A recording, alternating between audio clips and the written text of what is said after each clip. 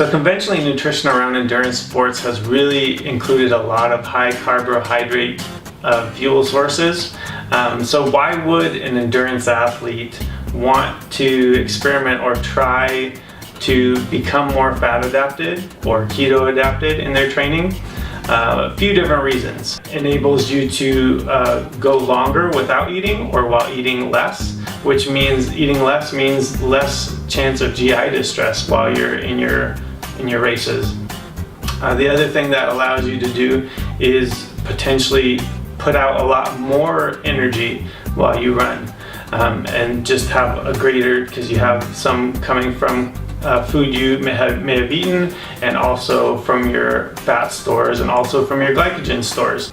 Also, because your body's better at producing ketones and your brain is more used to using that for fuel, you will be less likely to experience the horrific bonk feeling where your brain runs really low on glucose and you feel miserable and want to die. Some of the downsides to trying to be fat adapted in endurance sports is that while you're focusing on becoming fat adapted, you're not focusing on other things. So you may be missing out on some adaptations that for you might be more beneficial for the amount of time you have. So who might want to try fat adaptation for endurance performance?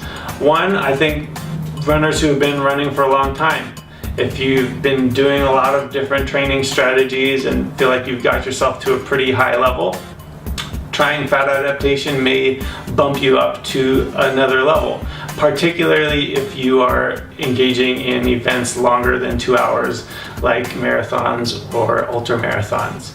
And then for newer runners, even if maybe you'll have a quicker payoff doing other things in your training first, if you want to take a really long-term approach, you could try fat adaptation now and focusing on other things later, as long as you don't have an event coming up that you really want to do well on in the next few months. I think it could be well worth your time and energy in exploring. So how do you incorporate fat adaptation into an endurance training program? There hasn't been enough research on this that I can find to really have a definite program that's going to work well for everybody, and maybe there never will be, but we have a few guidelines that I think can be helpful. So all of them involve some type of training low. So training low meaning training with lower carbohydrate availability. There's a few different ways of doing this. First, just lower carb diet throughout your day or throughout periods of your day. Your body will get more used to burning fat and ketones for fuel. The other way is to start your runs in a fasted or low carb state. So you can do that by waking up in the morning and going for a run. You can also extend that by not eating during your long runs. Or not eating much carb sources during your runs, and that will also extend. You can also not consume carbs and train low, recover low after your runs. So after you've done a run, you've depleted your muscles of glycogen a little bit, and then you don't consume carb sources right after your runs.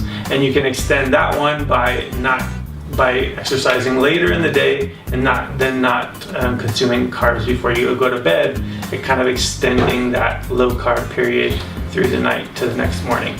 Finally, you could also do 2 runs within a day. The first run depletes your glycogen stores, and the second run you're trying to run on low glycogen in your body.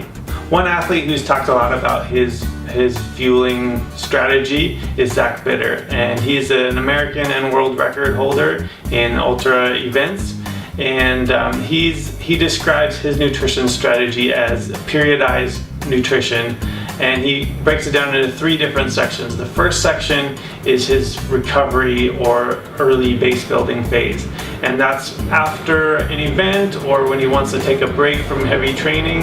He goes into only low intensity running and really has the highest amount of fat in his diet and the lowest amount of carb in his diet.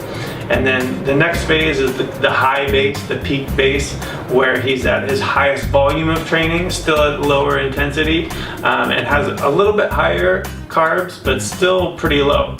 And finally, his specified phase has the highest amount of carbohydrate, but still only 30% of carbohydrate.